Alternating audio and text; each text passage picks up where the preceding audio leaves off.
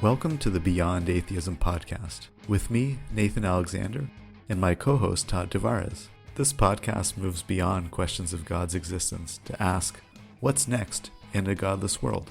Beyond Atheism is produced and distributed by Atheists United Studios.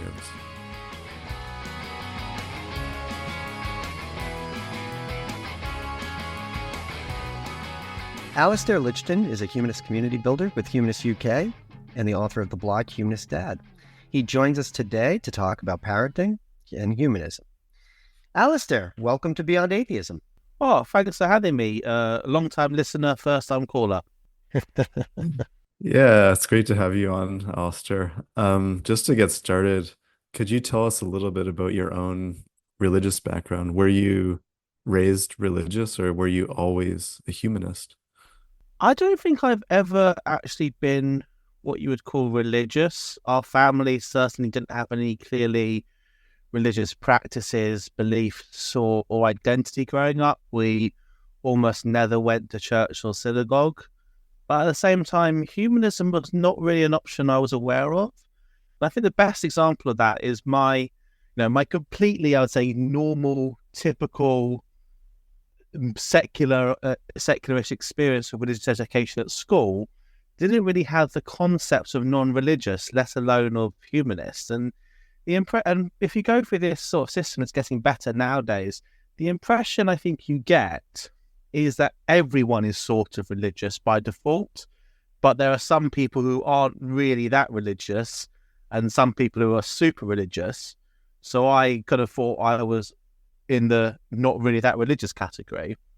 And my experience has also always been that humanism is a label that people come to realize applies to them, sometimes long after it being something that actually would apply to them. Although I would say I became an atheist, I think, pretty much as soon as I gave the question any real consideration, and I'd been interested in the politics of religion, atheism and secularism right through that whole new atheist period into the modern atheist movement. But it was becoming a father that I think led me to centering humanism within my rather nebulous non-religious identity. And as for my parents, although they were not religious, I have been able to go back and reflect on how their religious backgrounds, Jewish and Irish Catholic, impacted on who they were, how they raised me, and how my humanism has been shaped. Well, maybe we can talk a little bit about that, because it's one of the things that comes up a lot for us is sort of deconversion stories, but you don't seem to have one. I mean, this atheism, right at the word go, that seems like a pretty simple story. How does the humanism develop? Where did you find that you were a humanist, or did you become a humanist? How did that conversion happen? The realizing I was an atheist, I think that was just, oh, that's an option. I'd never really thought of it. Oh, yes, I guess that's probably right. And I think that was at the time when kind of the God delusion was being talked about and shared around a lot. And so that was very, very quick. Humanism, I had been focused on kind of my interest had been in kind of anti-theism, anti-religious. My professional interest had been on secularism. The reason humanism, and again, what happened is, if you give me a list of words, said tick all these words that apply to you, pretty much as soon as I knew the definition of humanism, I would have ticked that word applied to me. But coming to it to be more of a kind of a central part of my non-religious identity is more of a gradual process. I think I'd always been very interested in social justice, and realizing that within the kind of multitude, the wider non-religious movement, the humanist strand is the strand of that movement which is most focused, I think, on humans and social justice and building a good life and a good society. And that process happened alongside the process of beginning to think about being a parent and starting a family, and what would be kind of my approach. Because I mean, atheism is not really an approach to life. Secularism is political approach, though not really a wide, but not really a comprehensive worldview in that sense. So I just think it just kind of, in terms of the words that described me, just over time, just kind of went up and up and up the list to where it is today. Well, that's convenient. Yeah. Yeah. Well, I don't have any kids myself, but I mean, I feel like religion or like Christianity or whatever, like one thing that can provide is kind of like the institutional supports, I suppose, like for families. Like there's sort of rituals that are set for baptisms and so on.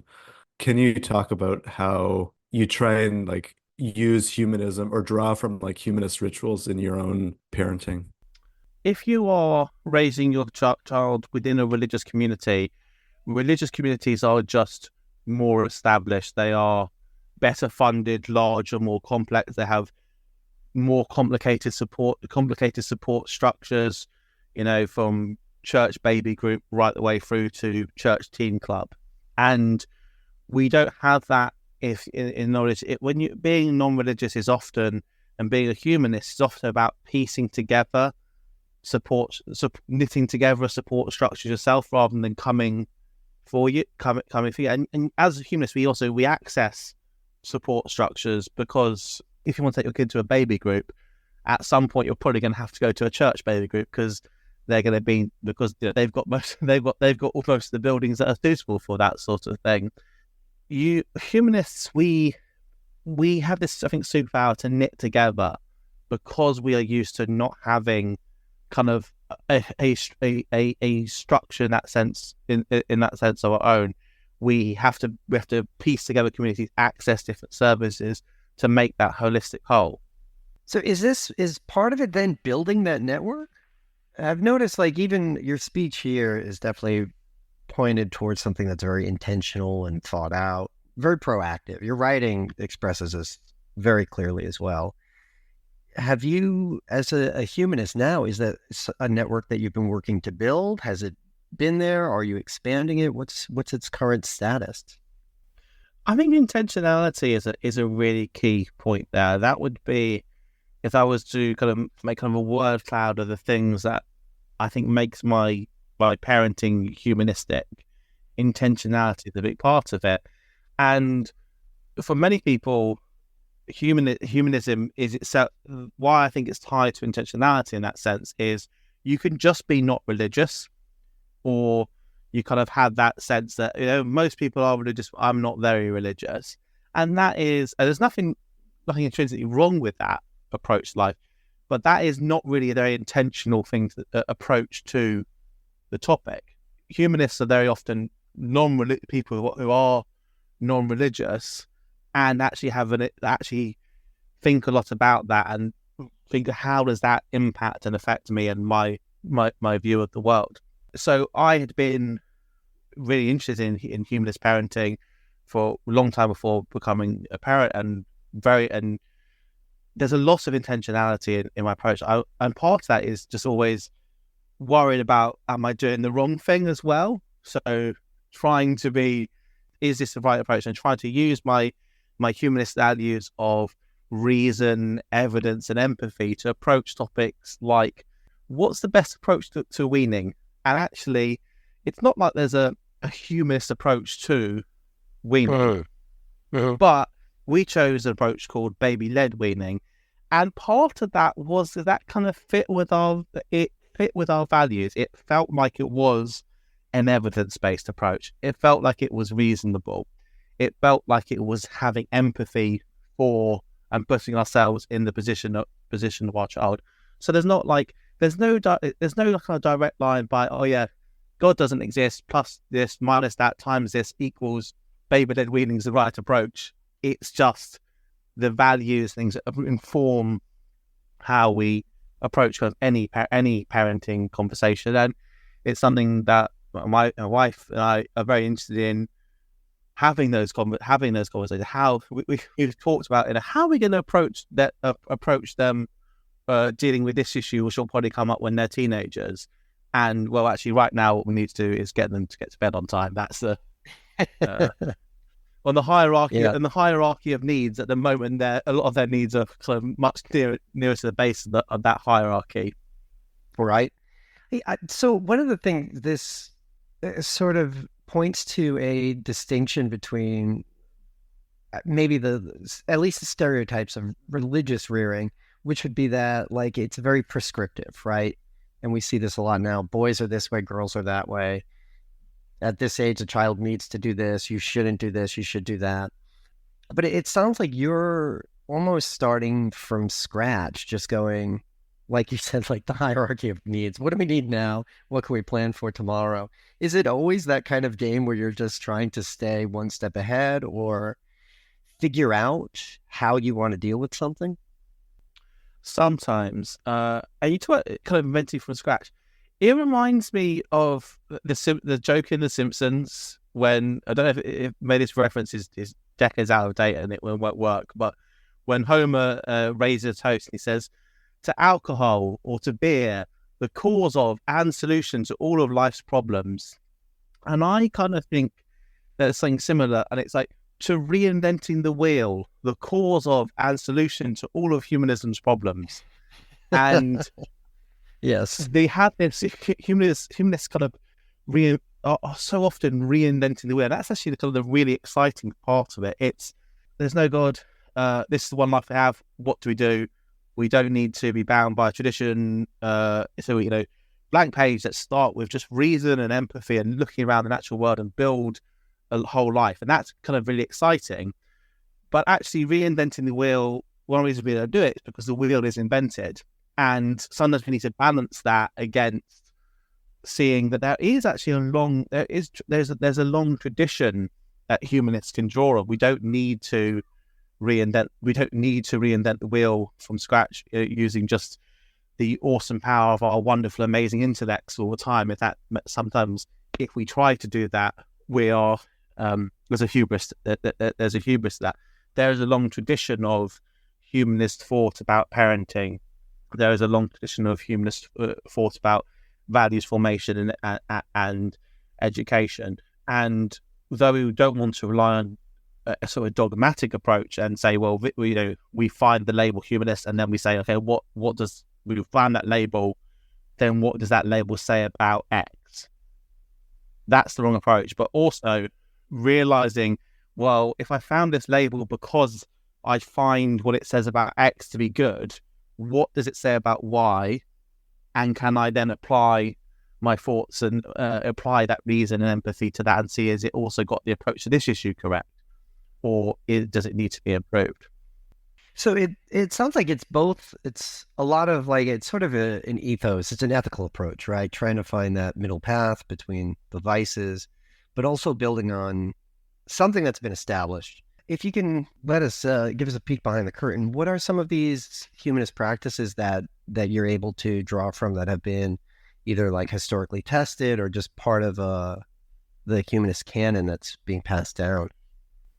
Humanism is a progressive worldview that values reason, evidence, and empathy. So actually, it gels really well with a lot of modern best practice on child development education without it necessarily needing to be from a humanist perspective. If you were to pick up a modern childhood education book that has been written by someone with actual expertise in their topic, that's at least going to be probably a secular approach to almost any issue. I mean, you can find books about Christian approaches to potty training, I'm sure, but generally speaking, what we consider best practice within any kind of field of study is probably it's a genuine field of study and has a genuine modern evidence-based approach. I think it's going to be pretty consistent with humanism. Though, if we look back, we can see that people have been thinking about how do we develop an actual evidence-based approach to childhood development education for a long time. I would say a great example of that is Montessori. Now, we can look back at Montessori education from the 21st century and say, actually, a lot of those ideas have not stood the test, have not stood up to the rigor of long testing and comparison, etc. But a lot of those have just entered kind of our mainstream view of education. We don't, generally speaking, view children as inherently evil or sinful as a starting point for childhood education, generally speaking, anymore. And that's kind of just become so universal. That's the kind of wrong approach. We don't really think of that as a humanist approach to not think in that way. Man, I hadn't even considered that. I hadn't thought about children as little sinners and needing to be cleansed and purged. Like if we're evaluating, okay, so you've got something like Montessori where it still has to be sort of like means tested. Does it actually do what it claims to do? What do you look for when you say something is humanist? I've picked up on the reasonable and evidence-based. Are there other concepts that it has to be sort of imbued with? Is there a worldview that you're trying to impart? That it's difficult because there is a question. Humanism, I think, is a descriptive worldview. When we're talking about humanist, we're describing it being focused on human needs, focused on an understanding that humans are mortal parts of the natural environment who can solve problems through reason, empathy, etc. It's not a prescriptive thing. So I would say there's a lot of things around a lot of progressive parenting resources that I say is very consistent with my humanism. And sometimes you kind of actually sometimes it's not in any way explicit, and the person may be coming from also a liberal religious position as well that has led to something that actually gels quite well with my humanist approach. You also get kind of these like aha humanism moments, I call them, that there's something you're doing, some approach you're taking, and it doesn't have to be about parenting, anything in your life, that it's just felt kind of seemed reasonable to you. And then you find out that is actually more common among humanists, or you speak to other humanists and if they find out, oh, actually you've kind of come to the same conclusion as me. We don't have, in the same way that we don't have a defined holy book, the canon of what is kind of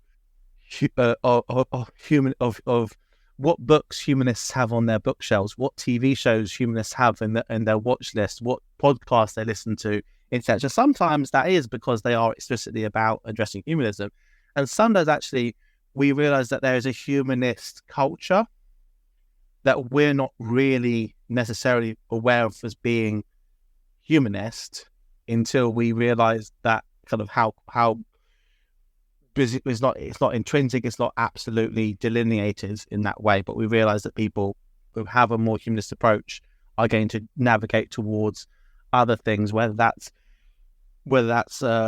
political views, scientific views, value views, pop cultural views as well. One thing I wanted to ask you, again, like the kind of challenge of being a humanist parent is, what do you teach your kids about religion? Like, if anything, like obviously, to kind of grow up in the world, it's important to understand religion, but it's probably a challenge to kind of, give that information. So how do you approach that question?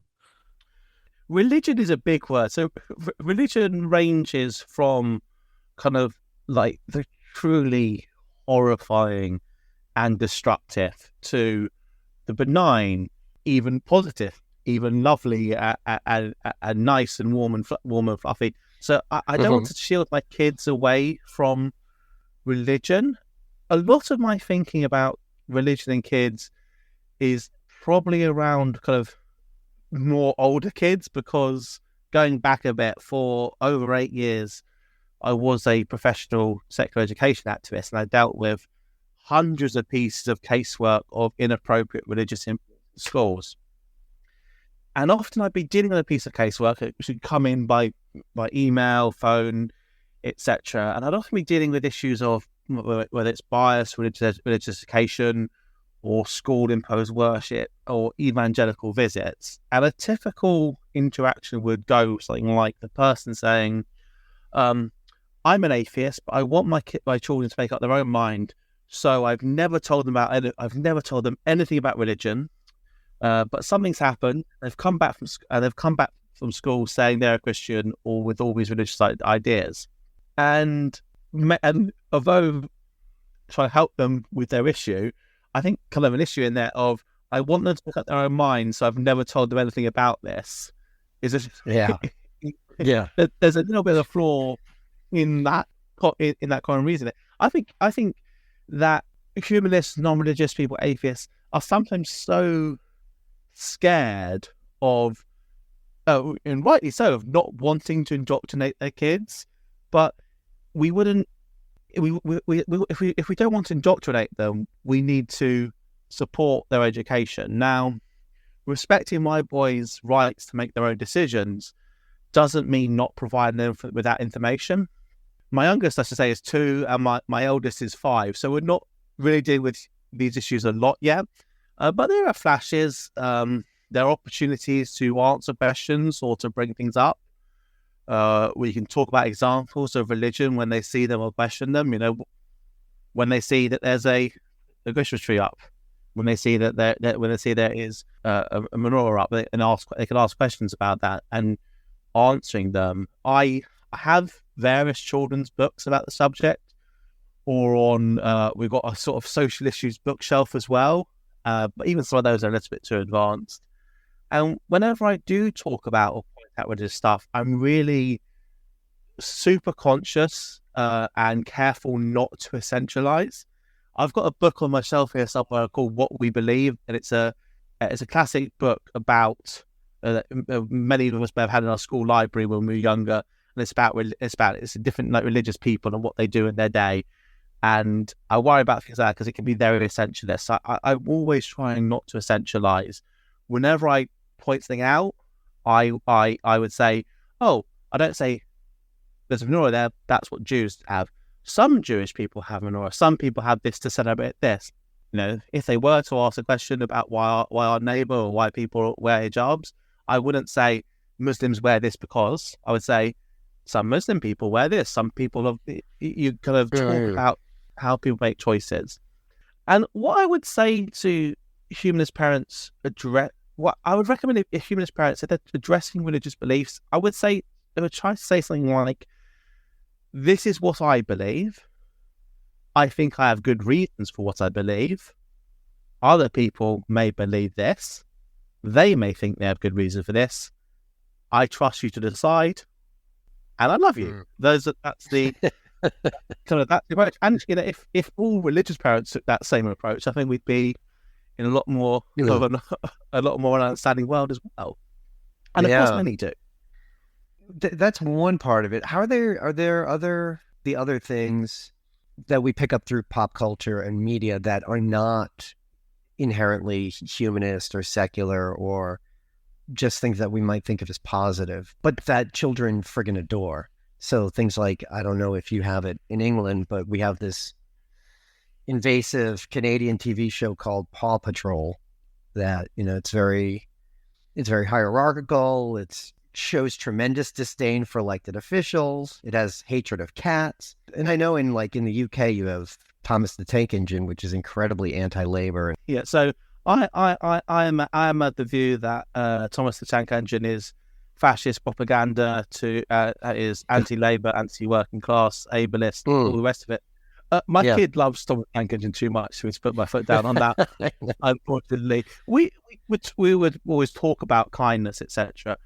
I think this is an area that, because we have many humanist parents are so scared of being accused of indoctrination that can sometimes lead to a worry, and progressive parents as well, of worry about setting boundaries. And this comes to in parenting theory. I know this is sort of a little bit of a outdated, slightly debunked theory of parenting, that you have authoritarian, authoritative, and permissive.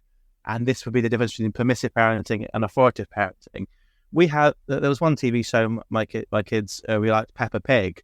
It's just full of body shaming, really quite nasty things, and so we just sort of say, that's not something we watch in this house anymore, and we get a bit of pushback at that. And also it's about their age, because if they were teenagers, I wouldn't be controlling that I wouldn't be controlling their media to that extent. But what I could always have, would always hopefully we have a conversation about something that I see as problematic, and hopefully they can, as they get older, they can have that conversation is a two-way thing. I don't see the promotion or even the inculcation of worldviews as inherently problematic. My problem with sort of proselytization and evangelism is twofold. It's not about, I don't have a problem with people inculcating religious worldviews in their children. I have a slight problem with those worldviews having some factual, some logical holes in them. But what I'm concerned about how often that inculcation comes with aspects of emotional manipulation, fear, or stigmatization. And again, it doesn't necessarily it inherently has to, but I would say that I work to inculcate a worldview in my children. What I don't do is use. First of all, I feel that worldview is a defensive one, and it's a worldview that is not binding them and shutting down their future choices. And it's a worldview I'm kind of doing in a more conscious way, and I'm not using what I would consider emotionally manipulative circumstances. I saw something, one of these TikTok things shared recently from evangelical parenting influencers, and the dads every night, the little prayer they say to their kids, which is basically like, I want to love you forever, so you better stay Christian. Now, we can talk about the complicated question of whether or not I want my kids to be humanists and the extent to which that might be a legitimate or illegitimate desire. But they're never going to hear, by the way, if you don't keep your membership of Humanist UK paid up, then you're going to find somewhere else to live. They're not going to hear that. They're not going to hear that from me. Have they ever come up with something that was like a surprising sort of humanist insight? Have you had those moments where you're like, you know what, this is working, and I know it's working because the little one said this or did this? Have you seen that? Because I on the other hand, like the negative side, we've seen what happens with too much garbage television. We know what happens, how kids sort of soak that up. But have you seen it on the other side? What's it like when it works the way you want it to? Their ability to self-advocate which is something we're trying to develop with them, is really important. Now, recently, my eldest had a bit of a meltdown, and afterwards we were having a little cuddle, and I said, you lose your temper sometimes, don't you? And he said, yes, I do. You lose your temper too sometimes, Daddy. Now, he felt completely safe in saying that, and calling me out, yeah. And there are some, and I wouldn't necessarily say intrinsically religious parenting, but religious parenting tends to be focused more on hierarchical kind of outcomes in that structured outcomes in that sense. But if I was an authoritarian parent, then that will be challenging the hierarchy, and they'd be like, no, I'm the dad. This is the hierarchy. It goes dad, mum, kids. I can tell you off, but you can't tell me off. They ask questions kind of all the time. They sometimes ask, and their ability to form questions becomes more and more complicated. And I'll say there are times when them asking questions is actually kind of gets really on your nerves and is exhausting, and they're kind of like, I wish I could just say to you, that's just the way it is, and don't ask me any questions. You can say, I'm too tired to talk about this right now, and that's okay. I think in a setting that comes back to the authoritative versus permissive parenting, we want to encourage their skepticism, encourage their critical thinking. The best way to do that is to encourage them to ask questions. You can still say to them, you're not wrong for asking questions. I'm not telling you off for asking questions, but it is 10 at night, and I don't care how many that station has. One other thing that I found really interesting reading your blog is how you talk about retaining like these kind of rituals, but drawing upon like other kind of points in the calendar, like Women's History Month, for example, and like kind of these themed months and how you kind of decorate for that and so on. I don't know how to combine these questions, but I also wanted to ask about like, you have these kind of more kind of secular holidays or times, I suppose. But I wonder about like if you mark like Christmas and Easter and so on, and how do you approach those? And like also like about Santa Claus or the Easter Bunny and so on. Do you use or do you talk about those characters or how does I that think that fit the into your Easter humanist Bunny is parenting? North American cultural journey that hasn't quite made it over this side. Father Christmas, Santa Claus, that is something that I think if you start looking out, trying to research humanist, non-religious parenting, that it's a real favourite topic to talk about. And there's the argument of, oh, you must never lie to your children, or this, or you must because it gives them the chance to practice critical thinking. On that, kind of led by our kids, humanists have a complex relationship with ritual and religion, particularly in the religious context, because I think we tend to see that all the ways it can be twisted or coercive. But generally speaking, humanists, we're part of our general cultural background and part of our general kind of background baseline culture in the UK is to celebrate Christmas and to buy cheap Easter eggs. So that's what that's what we do, and we develop our own rituals around it. We don't go to church at Christmas. I'm trying to think. Outside of baby groups, I don't think the kids have been to church outside of baby groups. I need to wrap my brains about that. But we have our family traditions that we create, and that means stuff to us. And the humanist thing on that is that rituals are great if they're tools and they're something that supports us. They shouldn't be something kind of that oppresses us and binds us. Right. And actually, we realise that it's all made up. If we wanted to, we could celebrate Christmas on the 26th of March.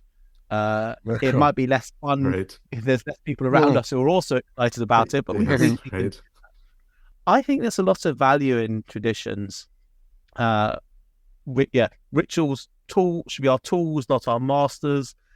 And taking ownership of rituals and creating our own, I think, can give us that understanding that they are that not just that intellectual understanding, but that kind of muscle memory, real tactile understanding that rituals are all made up, and if they're good, we can do them. If they're bad, if you've got some ritual around going out and giving out food on special holidays, that's nice. Let's continue that. If you've got a ritual that's around, shunning certain people or stoning certain people, we can avoid that. I say my wife's brilliant at doing kind of seasonal arts and crafts activities during the year. I'll go to the cupboard to get some paints out, and it's near Easter, and there's like 100 Easter stickers for them to be doing that activity with. And same with Christmas and Halloween. And I've started my own small tradition of kind of creating different displays in the living room for different months as a way of putting my humanism into action, showing solidarity, celebrating life, seeing.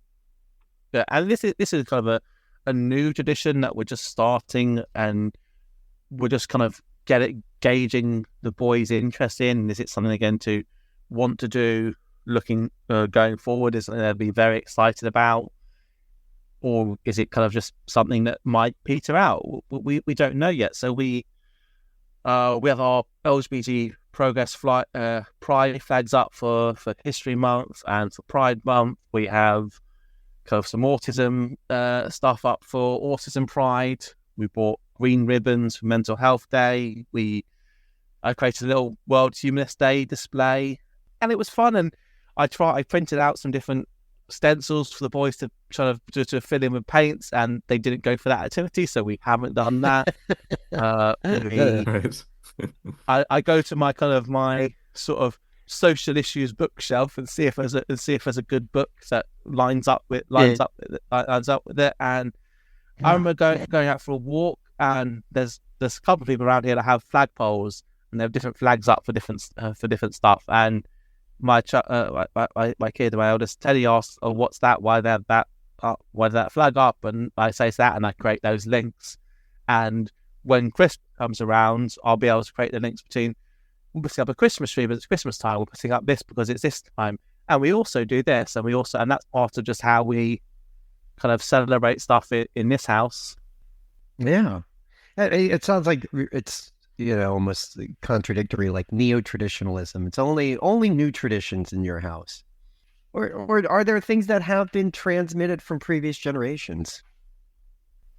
I would say in a kind of indirect way. I know that some of kind of my Jewish cultural heritage influences in a kind of diffuse way, but a way I nevertheless can see my ideas about having something like decorations and the value of symbols.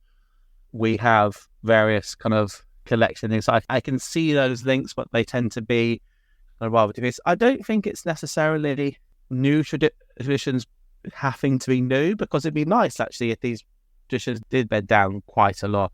I think there's a tradition that I've inherited that my mum also was really good at finding kind of seasonal activities for us to do, often on a very tight budget. But when I think about the complex relationship that humanists tend to have with ritual and tradition, it's multifaceted. I don't know if you had similar thing in Canada, but during COVID over here, we had this thing where at 10 o'clock at night on one day of the week, everyone would lean out their windows and bang on pots and pans to celebrate and to cheer for our National Health Service workers and our frontline workers. And that started, and that someone came to said, it's a nice idea to do this. It kind of went viral on social media. I think some other countries did similar stuff. And it was really great and lovely when that first started. And we were all really isolated. Seeing our neighbours leaning out the windows, waving and banging pots and pans was exciting and energizing.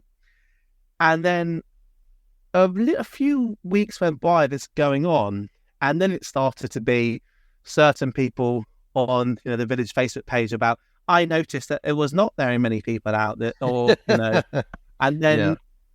And then the ritual kind of became performative and co-opted, and then the subject of political debate of whether this is this ritual placating people and and trying to countering arguments for more systemic changes necessary. So that was a ritual that also ran its course. I think the person behind the original poster went viral, said that they felt that it had run its course, and it was no longer having the power to bring people together that it once had. So rituals can be valuable and meaningful if they're something you do twice. A tradition is something you do twice, and it can be meaningful, but still come to the end once your kids get bored of it or decide that it's a bit weird and they don't want to do it anymore. You don't know. Yeah. Now, are there any that you feel have kind of run their course?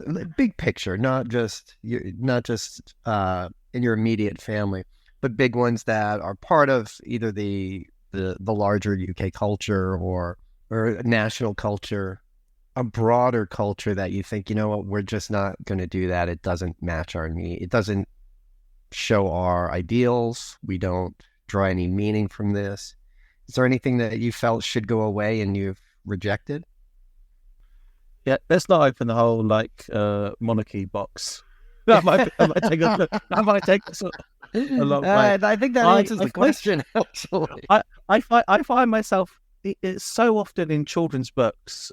You have royals and kings and queens and princesses, and it's kind of for the children's books. It's often a stand-in to tell the young reader who doesn't understand these very complicated things, that they're rich and powerful and important.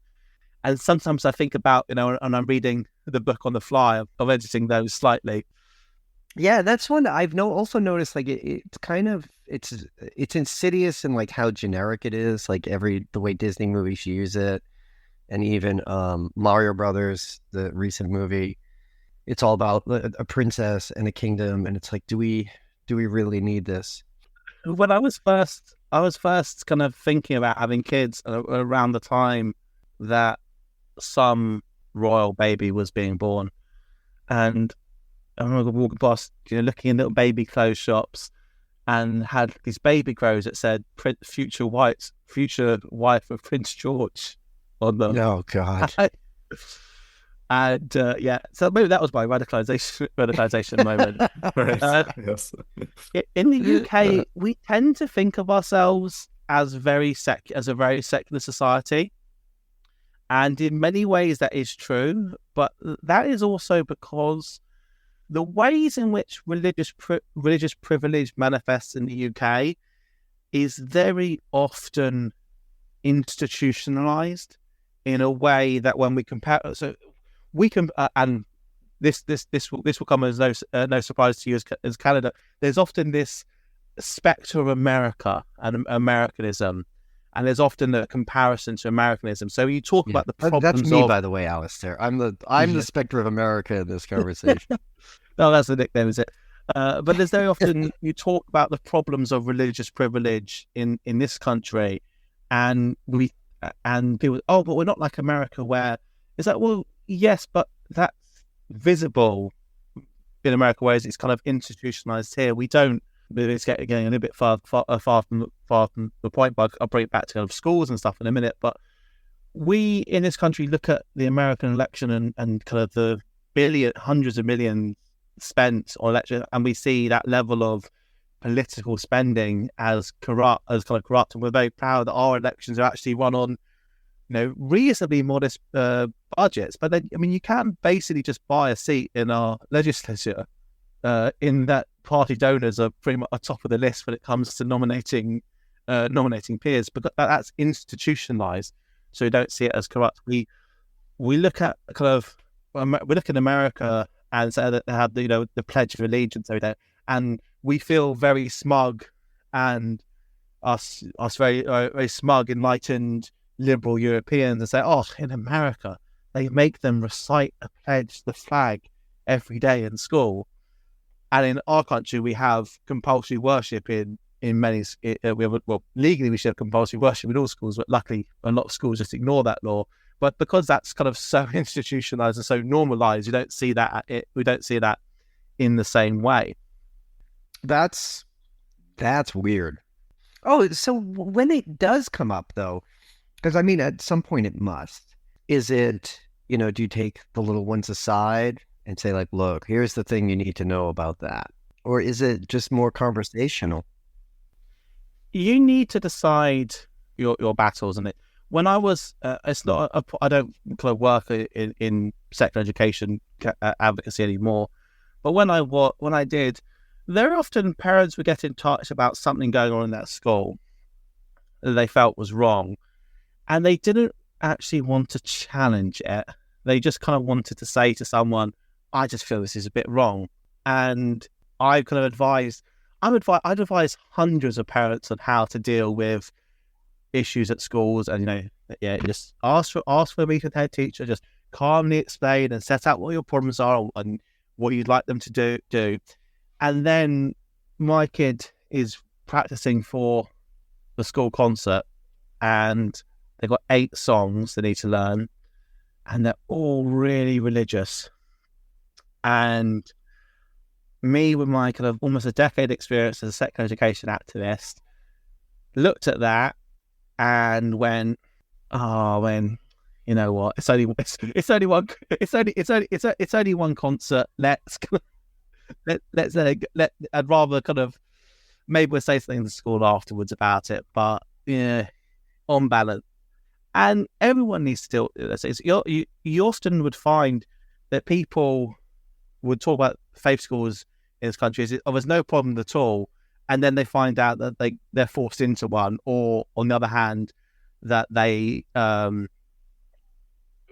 very often people are really surprised that faith schools can legally discriminate, which for me, someone kind of deeply involved in that policy area for years, and the wider kind of humanist secularist conversation about policy in the UK, it was like, how could you not know that? But yeah, people are often really surprised. It's often, I really found that parents... Alastair, what is just for the audience clarification, what is a faith school? Is it the same as a private religious institution? Is it a private school? In England and Wales, we have different education systems across the UK, but England and Wales, around a third of our schools are faith schools, in that they have a formal religious designation or ethos, and all of them can practice various forms of discrimination. Some of them really quite limited religious discrimination, so some of them can only require the head teacher and a certain number of teachers are a certain faith, right the way up to school. They can select all their pupils based on religion, and theoretically all their teachers based on religion. Of course, even there, they don't actually always select all their teachers based on religion, because there just wouldn't be enough religious teachers.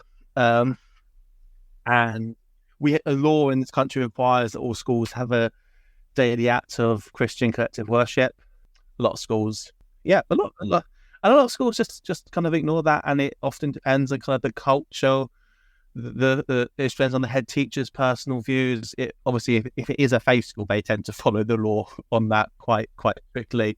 Otherwise, it depends really on the head teacher's kind of personal approach often, and their sense of their sense of the culture of the school, and whether or not they think they could get away with that, or parents would welcome it or oppose it. So I think sometimes we can kind of get into the question about what issues religious humanist parents deal with, or non-religious parents deal with. We often kind of have this deficit first approach of talking about defending being a humanist by pointing out all the problems that religion does, and actually and kind of arguing people. No, I know you think the UK is very secular, but actually there's all these things where the UK isn't very secular. Whereas, and that's important and valid and great work that people do on those campaigns. But there's also value in talking about, we're lucky that our school in the village is very secular. We live in a part of the country and a sort of level of urbanization where you would actually typically expect the school to be a faith school, but luckily enough, it's not. And so quite lucky in that sense. And I try to talk about I'm not a humanist parent because I'm really super worried about the bad stuff about religion. It's because I think that humanism is a worldview that can inform my approach to parenting in a positive way. Wow, that's a great answer. That makes a lot of sense. And that also ties into larger concepts of humanism, or perhaps the larger humanist world. What are humanist communities like, and what are the obstacles to building them? Oh, and that's kind of getting in some ways that's getting away from just about my kind of personal interest in humanist parenting towards my professional interest in humanist community organising. So as I say, I work for Humanist UK on community organising, but I'm talking to you now in a really personal capacity. On the other hand, I think there's a lot of similarity, because in some ways parenting is about developing part of parenting is developing a community that supports your children. You tend to make friends with other parents that and often your kids play together. The friends that you have, if you've got a friendship circle, some of whom have kids, some who don't, there are times where you kind of end up kind of gravitating more together, the parents with kids. You go to activities where you meet other parents, and it's all actually, there's a lot of community building around that. Our kids have guide parents, they have biological aunts and uncles, and a reasonably extensive circle of other people who are aunts, who are who they know as their aunts and uncles.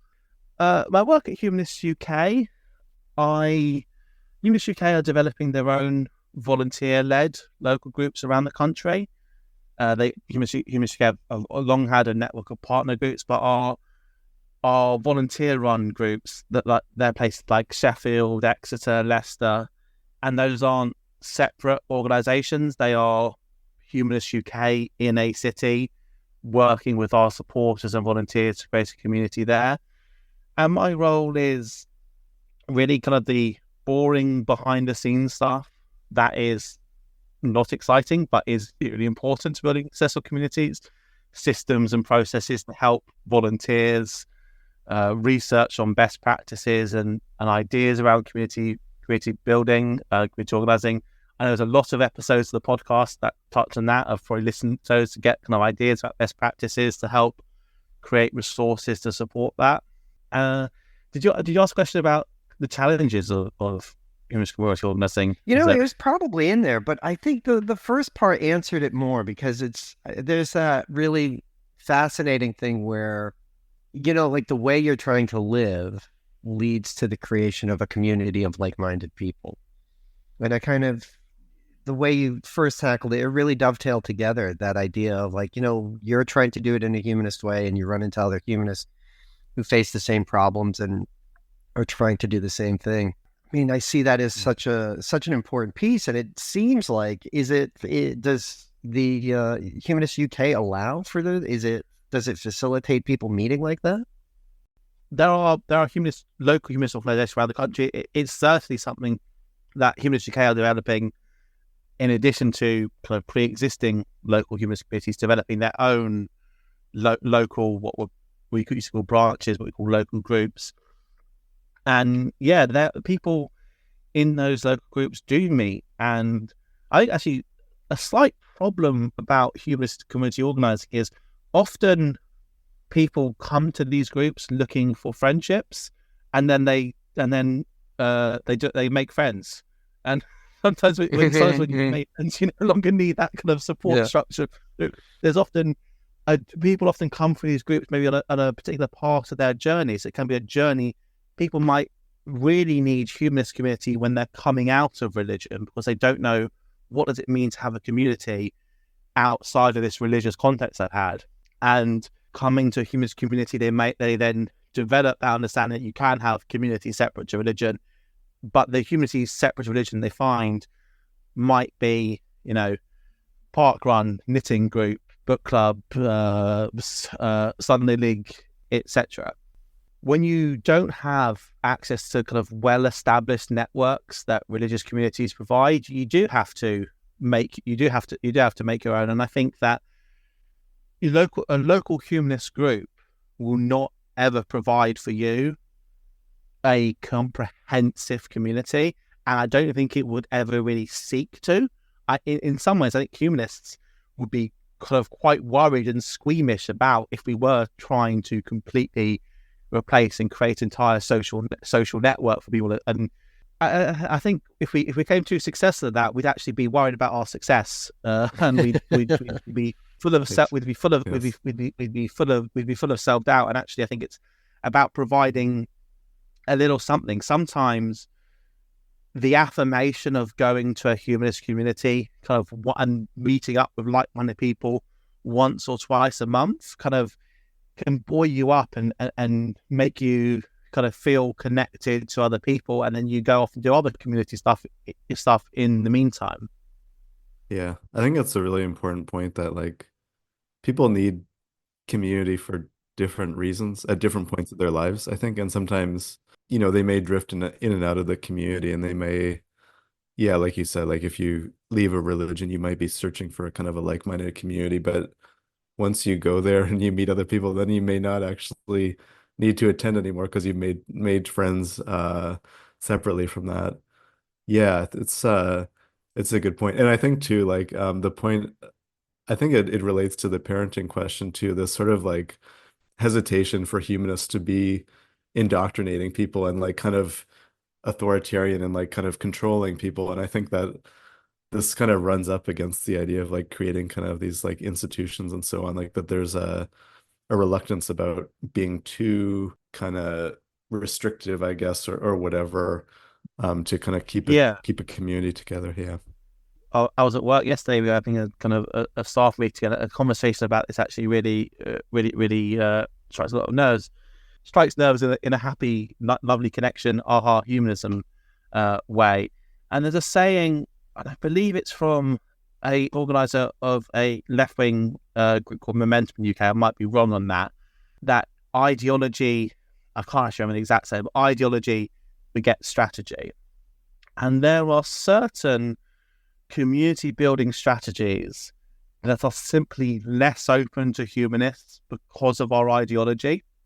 We can't sell tickets into heaven if you turn up often enough. We can't say, come along to our meetings and actually helps you get into your local school, because that's just not how it works. And we often, when it comes to this kind of ideology influencing strategy, we often also overlook the role of capital.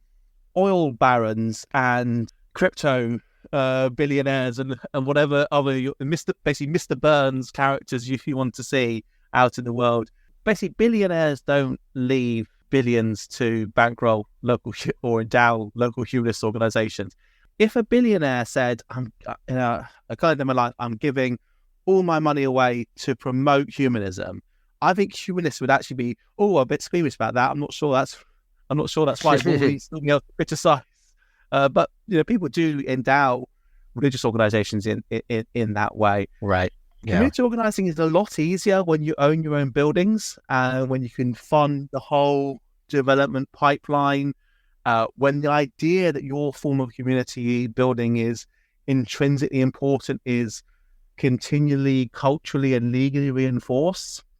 And humanist communities have not built up the decades or centuries of institutional experience, connection and capital necessary. We're not the Church of England. We don't have a £10 billion investment property portfolio.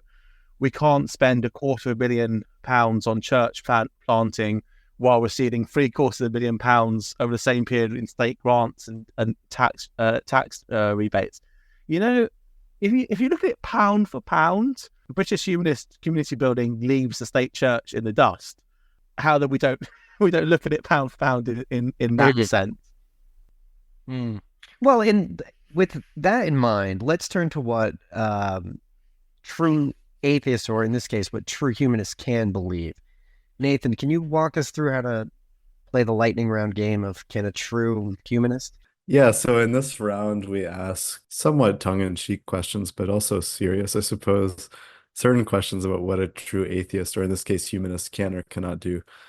So you can give a yes or no answer and then a short explanation. It's been so long since we did this that I kind of forget what the usual spiel is, but anyway, I think that's everything. So the usual baseline question: can a true humanist believe in God? Under the definition of humanism understood and accepted by humanists as a movement, as institutions, no. However, under alternative definitions, under non-mainstream definitions, yes. Wow. There are non-mainstream humanists? Are there like sects inside of humanism? Well, I mean, there are certain forms of Christianity that say, "Oh, we're the real humanists." But the humanist movement's collective consensus view of what humanism means, I would say, if you have a definition of humanism which involves a belief in God, I'm not saying that, but that definition is wrong. But it is at odds with the humanist consensus. What the sort of accepted definition of one is. Well, in that case, can a true humanist which again descriptive. It's something that's emerged on the humanist movement. It's not something that we have sort of came down on stone tablets. Yeah, it's not. Nobody loses their card over saying God bless you, something like that. Well, then, can a true humanist take their children to church even if they don't personally believe in God? Yes. I wouldn't personally. I'm not in a mixed belief marriage. Many people are in mixed belief marriages, and people also kind of are searching for something, and although they are human, though they're humans, they might find something useful and meaningful, and perhaps that's a sign that we need to have more family-friendly, inclusive humanist communities to provide for those needs as well. Can a true humanist consult a psychic? I think we're in the yes, but you probably shouldn't section of the quiz. So maybe just yes, but you probably shouldn't. A key concept within humanism is that the solution to our problems are, if we can have solutions to them, will come from the natural world and human beings' agency. We will address climate change through actions that we take as a species, or we won't.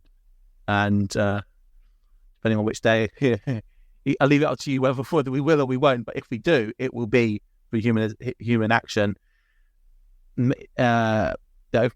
Psychics in the UK, I think, have to say that they're for entertainment purposes only, and if people want to be entertained, then of course they can. Ooh, that's interesting. Okay, can a true humanist think humans are a superior species? Yes, and some people who find us as a sentientists, as you would know from your podcast, feel that's a problem with humanism. I'm a humanist and a humanist in the sense that I do think that humans are more important. If I was in a burning building and I could save one human or 100 bunnies, then I think I'd save the human. But I'm a humanist. Part of being a humanist is I'm part of nature. I think humans are the most important part of nature to other humans, but we are part of nature, and so yes, other living things, of course, do have important value.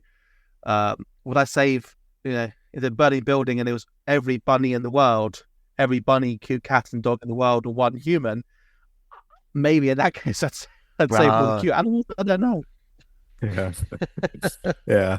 I think that those sort of hypotheticals are so like, well, I mean, it's not possible, obviously, or it's like, it's not going to happen with that anyway. Um, on another note, can a true humanist enjoy ghost stories? And maybe more generally, like in your own parenting, like do you read stories that have kind of like supernatural elements in them, and how do you go about that? Yes, and I think sometimes having a rational approach to life can diminish your ability to suspend your disbelief. Perhaps, maybe thinking about things too rationally can spoil a good ghost story. I have to say that, generally speaking, I try to avoid supernatural elements within storytelling. I love watching Bluey with my kids. I don't know if you're familiar with the cartoon show Bluey.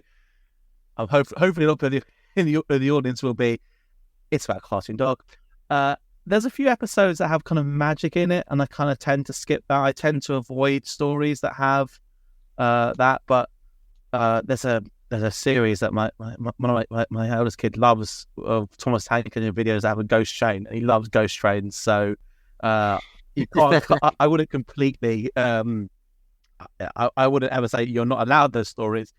I think there's some value in, while children are developing their understanding of what the natural world is, of not overly complicating that with ghost stories and stuff. But you know what? I don't think they're going to believe in ghosts if they hear one ghost story now and again. Mm-hmm. Well, speaking of values, though, can a true humanist look to religion to find some good values? Every book. Well, I know we're now dealing with ChatGPT, but before ChatGPT, I could confidently say that every book that had been written by a person. The Bible was written by people, and every religious text, excluding any that have been written in the last 2 years by generative AI, were written by people. And if they've got good ideas, we can take those things, because there have always been people the people we now have the label humanist to describe have kind of always been there. And we have this, well, very often we have a view of people in the past weren't as smart as us, or everyone in the past was superstitious. Everyone in the past thought the world was flat. There have always been people who thought the world was flat, and there have always been people who understood it, who've been able to go up to the top of the hill and look and see that it isn't. Well, you'll be happy to know, Alastair, that ChatGPT just plagiarizes what humans write. So it's still human ideas. Right. Yes.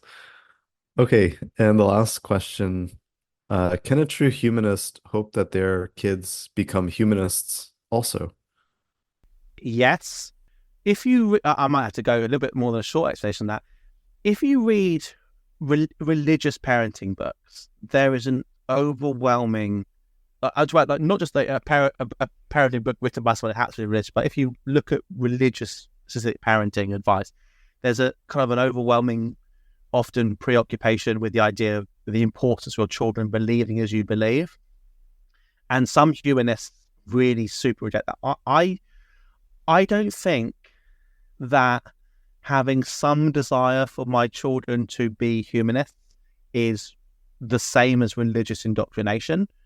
However, I would say that for me, being a humanist parent is about how I act. I want to be a humanist parent for them, in that I want to parent in a way that is reasonable, ethical, empathetic, etc. And I very much hope that my children grow up understanding what humanism is and having a model of what humanism is, and understanding what humanist communities are and their potential, because to make their own choices, I want them to see that as a viable path and have that understanding. But equally, they have in this extended family, biological and found family of aunts and uncles, they have religious people. They will interact with religious people at all times. There's certain forms of religion I would very much want them to not adopt, and there's certain forms of humanism that I would quite like them to adopt. But my success or failure is how I treat them, not whether or not they choose a label that makes me happy and makes me feel that, oh, they've chosen the same label as me, or they've chosen the same beliefs as me, and that making kind of reflecting on my own ego is as important. I don't want them to join a religious death cult. Yeah. I don't want them to join a religious, anti-LGBT organization. I don't think that they will. I don't want them to become flat earthers. There's lots of things, like I said, I don't want them to be. But if they choose to adopt a religious label and a religious worldview that is kind of humanist friendly and generally okay, not going to feel too bad about that. Mm-hmm. Will you reject them if they become hardcore Christians? Or absolutely no. What I would talk, I would always talk to them about their belief. I would never not love my kids because of just intrinsic things about who they were. Like the idea of throwing my kids out the house because if one of them turned out to be LGBTQ or something, it is just, I mean, if one of my kids, I can imagine kind of one of my kids developing beliefs and values that are so extremely at odds with mine that maintaining a relationship would be difficult. Right. They become a monarchist. I think we'd managed to survive. We managed to survive. It's possible that they could develop beliefs that are so at odds with me morally that it would make a relationship very difficult. But those would have to be really, really extreme. And although I would always want to have conversations with them, I would never want them to be scared in any way, and scared of being chucked out the house, scared of I would not even want them to be scared of being made fun out of by me. And I've seen also some non-religious parents panic, when their kid starts praying because that's what their friends do, or because they saw it on TV and they thought it'd be, I wouldn't panic too much about that. I'd hope we'd have a really engaged aspect. And when I talk about what I believe and and I'll always talk about what I believe and why I think what I believe is reasonable. But if they believe differently, we'd have to. I can't imagine them, based on kind of the family and the community they have, I can't imagine them adopting homophobic religious beliefs. I think if they did, that would be something that would make maintaining a relationship very difficult. But them growing antennas or third limbs and tentacles seems to me to be a similar level of risk. Yeah, if they adopted a religious label, a religious identity, a religious worldview, that would be kind of interesting. Another factor I should say is religious differences between parents and children. We talk a lot about children kind of leaving religion and we understand that creates a gulf. There can be a big religious difference between parents and children when for one of them their non-religion is an important active part of their identity, and for the other, so if my kids were just didn't care about religion, they were just, I'm just non-religious, I don't really, that would be a religious difference in the same way that if they were kind of liberal Christian, that would also be a religious difference that we would find a way to address and to live with and to love around and through and over. No, that was absolutely fascinating. I wasn't very lightning in the lightning round, was I? No, it was. I didn't heal down. It was really worth it to elaborate on some of those, especially the last one. Definitely. Really interesting stuff. And I think like humanists and atheists maybe don't think enough about these questions or talk enough about them. I'm not sure, but it's been really, I think it's really great. Yeah, it can be something we think about, we don't talk about, because there are still people who sort of think that atheism should be, what we should talk about is just why the ontological argument is dumb. Exactly. Yes, that's right. Just why Kalam cosmological argument is right. Circular, just a circle jerk. That's all. Yes. And that's the only thing we should ever talk about as humanists or atheists. But I don't think so. Yeah. And it sounds like it's also kind of like they're so interrelated. It's just when you open your mind to it, you find that so much of what either you get from atheism or what leads you to atheism is also deeply embedded in the system of thought and the worldview that is humanism. And it's how do you enact it, which is a kind of missing step from atheism, is how you get from standing in opposition to religion to creating the world in the image that you build from atheism, if that makes sense. I found when you did this, I think you did a series, we did them similar close. You had someone from Sweden and Norway on the podcast, didn't you? And Sweden and Norway are both incredibly secular, much more so than the UK actually, secular humanist societies. But in one country, all the humanists went and joined the Norwegian Humanist Association, and in the other country, all the humanists went and joined the Social Democratic Party. And it's kind of, there's a similar aspect. Like some people's, very people's humanism is directed into humanism in a strange way. Lots of great people who be great humanist community organisers are too busy organising other community stuff or running for local councils to sort out the bins and stuff. And it's interesting. Yeah, I mean, it's definitely something that we try to keep an eye on and look for all the different dynamics. Because even this, like the idea of humanist parenting, it's how does this look in this setting? How does it look in that setting? How you're discussing it now, like the community setting versus structures of power versus institutions. And it never goes away. And it's something that we as atheists and humanists and secularists always have to consider. And Alastair, you've given us a whole different realm to consider and think about, and given us a lot of the tools to point us towards the right direction. Um, Alistair, if people want to learn more, where should they go? What should they check out? You can find me on my vlog, which is humanistdad.uk. I want to check it out. I want to give the wrong URL for my organization on a podcast when launching like a pretty major campaign. But it's humanistdad.uk. Alistair, thank you so much for coming on today. This was fantastic. Oh no, thanks for having me. Yeah. Okay, that was Alastair Lichten. It was really good talking with him. What did Yeah. you think about that? Anything jump out to you? Well, yeah, I mean, one, it's so incredibly thoughtful.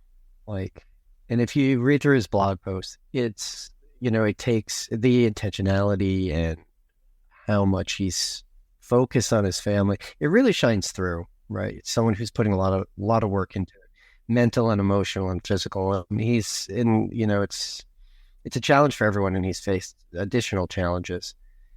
And this is a case where he's really highlighted that sort of distinction between the negative philosophy of atheism and the positive philosophy of humanism. And that's something I think as we've worked through this, what comes beyond atheism, it's one of the things that one of those threads that we found is it always leads to something. It leads away from something and leads to something else. And that humanism makes a lot of sense there. Yeah, I think one of the really interesting things is that as an adult, if you're choosing your own, you're kind of forced to reconsider your values. You have the opportunity to kind of investigate things and think about it. Whereas if you're raising a child, the parents are the primary ones who are like instilling values in them. So that kind of really forces you to think about your values. You can't just kind of, you know, you have to be pretty clear like what sort of values you want to give them. And I think that's an interesting point. And again, like yeah, like I mean, atheism itself doesn't give you a guide to how to raise a child or anything, whereas humanism may do that. Yeah, and I what related to that is like what those values are and how it's different from religion, because I don't know exactly what religion teaches how to raise a child, religiously, but it comes with certain things you have to do, right? There are things that need to be done, and you have to match what everybody else does. And Alistair, his point is like it's not about that outcome. It's not about creating this exact copy going forward. It's about creating someone who holds those values and has these capabilities and has the sort of right outlook and has, yeah, values in that way, but not this prescriptive directive where you need to be this and you need to do it like this and you have to follow this and this is how it works. And we all need to agree to these points, these outcomes and goals, whatever it is. Yeah. Whereas it seems much more like it's an ethical set of how you live your life, what you need to be compatible with the larger world and our place in it. Hmm. Yeah. Yeah. I think what another interesting thing to me was kind of how, as a parent, like you interact with the wider culture of like thing like we talked about, like Santa Claus, or more broadly, like reading stories or watching TV shows that have magic or ghosts or whatever. And it does pose a challenge again because like, again, like the parents are the one who primarily who kind of are that kind of buffer or whatever between this various kind of media and so on, or whatever, or barrier, whatever you want to say, or filter. So I think it's another question, like, I mean, how do you go about those ones? I think it's a really interesting one. Like, for me, like I don't hold any grudges against my parents for doing Santa Claus and stuff. I found that really fun. Do you like hold that away from your kids, like kind of on principle because you don't want to deceive them or to kind of show them that the world is not naturalistic or whatever? Yeah, it's an interesting. Yeah, but I mean, the flip side of it is like, religious families who don't celebrate Halloween because it's the devil's night, Yeah. or, you know, Yes. Jehovah's Yes. Witnesses who don't celebrate birthdays and things like that. There's all of these come loaded with that. And his approach hasn't been one of denial and exclusion. It's been one of, finding joy, finding interest in developing the positive from it while interrogating what it promotes and finding a way to counteract it, which is a lot different from the most rigorous of Christians who we know who complain about the secular world and Hollywood and Disney and blah blah blah, and likewise a lot of the right wing complaining. Yeah, it was definitely a really rich discussion, and there's more on his blog, I guess we can say. Yeah, there's a lot more on the blog, and Yeah. the other thing about it is you really get the sense that how much of it is an experiment and an adventure, and that's something that he's finding out on, and kind of developing as he goes, which is, and part of this is, it's a thing that we've kind of selected into as atheists. People who are not members of a church. We don't have that to fall back onto. And he talks about the challenges of when you do have to use those resources that are connected to religious groups. And the other thing, it's part of a very modern tradition where modern condition, not tradition, modern condition where we are not all born in one place, live our life in one place, and die in one place. We're not tied to these set communities anymore, and we have to go out, and we've all had to move around and ended up in different places. And how do we reconstruct the things that we need? How do we find the meaning in a community that we have to build for ourselves from pieces that are very, very different, come from different backgrounds, different beliefs, different practices, and different traditions? How do we find a place that's welcoming to that? And he both as a parent and as a humanist, we see that, that community building has been a big part of his life. So salutes, big ups for Alastair for that, because that's it's a vital work that not enough people are doing and not enough people know how to do. It's courageous of him to put it online for the world to see. And Yeah, that's right. Yeah. So we'll link his blog below. Check it out. Yeah. definitely. And Nathan, what have we been up to? What have you been up to? If Uh, you've been it's posting on the daily, no, it's been the summer has flown by. Yeah. How about right? you? It flies by when you're on the beach all the time. You know what I Yeah, mean? exactly. Lying there fighting with seagulls, Yeah, that's right. thinking about Mhm. constantly looking at clouds, going, "Yeah, there's no God." That's what atheists do. Yeah, right. Yeah. But other than that, yeah, complete Mhm. just living under a rock. Happily though, that's the important thing, Nathan. Yeah, yeah. So if people want to reach out to you, how they contact you on the Twitter? Do you still have that? Does that still Uh, exist? it's X now. I'm not really there anymore. I'm on Blue Sky if you want to Blue reach me Sky. there. For my, Link yeah. below. Yes. Yeah. Comments, questions, complaints. That name aimed at, is it Nathan J. Alexander? I don't remember what it is on Blue Sky, but yeah, I'll post it. Cool. Yeah. Perfect. Yeah, good promo. Yeah. What I like is how we're so integrated and connected now. Anybody can Yeah. reach out, talk to Yeah. anybody. Most people just Google now and stuff like that. But yeah, or search. Exactly. It was a great chat with Alastair. He's doing great work.